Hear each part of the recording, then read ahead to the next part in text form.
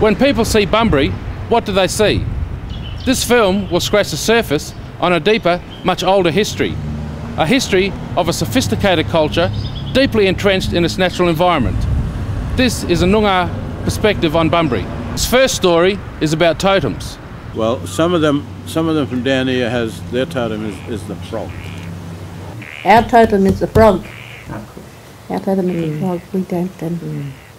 When we was kids, we weren't allowed to pick up them frogs and play with them or nothing. You know, they had to give us a hiding, and Dad showed us one night. He had an old camp up, and he got a big bullfrog, and he put him in there. He said, "I'll show you."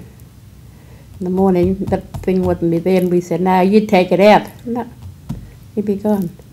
If a large frog suddenly appears in their doorway, especially the old people, their tent, for instance, down would go the tent, rolled up, and they're gone. It's not allowed to stay around where the frog is, you see. He's come with some news and they got a ship. Get out of the way. He's their totem. And it's a sign of when we have death in our family, that frog like us crying. We know all about the kangaroo. I can walk in the bush today, I can go out there and I can more or less walk straight to where he's hiding or sitting in the bush. I know, it's my totem. The second story is about significant sites in Bunbury. This basalt column here, this sort of volcanic lava rock formation, it comes out the other side of Augusta. So it would have had that sort of significance. And back when my people were using it, my ancestors were using it as a stone tool site, the ocean that we can see here now was another 40 mile out further, near the continental shelf. So it wasn't a place where people come and went fishing. The ocean was a fair way away. That's changed dramatically, and because of waterways have been changed themselves, you know, with the progress.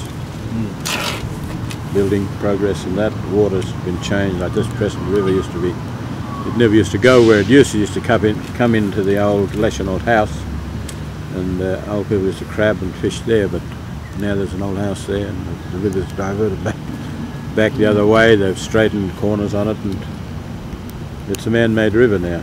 But Bunbury Trotting Track used to be a campsite of Aboriginal people in the early years, and the lights going in on the Picton Road there, Picton Road, and where the big highway comes across, that big building near the river there, you know, that big house. There used to be a big Noongar camp there, because along the river, Noongar used to camp all the way along that river. And up over here with the golf courses, the Century, on the side of that hill, that used to be a big camping area for Noongar too. And there's a lot of significant sites here in Bunbury that we've experienced. Well, if you look down the end of the bay, it's my mother's country. Our people buried in these hills here, up on the Ocean Drive.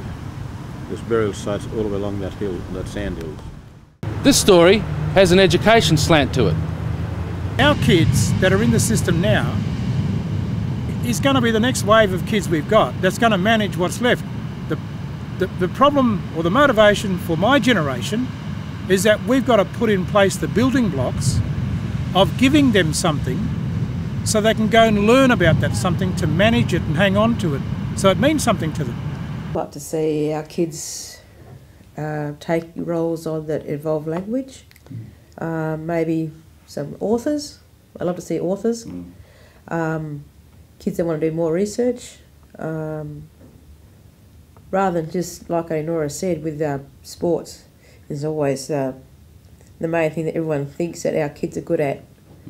Well, it's what we're doing out at the Jitty school. We're teaching the little ones to mix in, and to the white kids and the Noongar kids are learning the same language. I asked them to define for themselves, to question for themselves why they were at school. Were they there because the welfare said they had to be there and they get in trouble if they don't? Or were they there because they're considering about their future, about where their culture is, about where their life is, and if they weren't there for that, then maybe they shouldn't be there at all.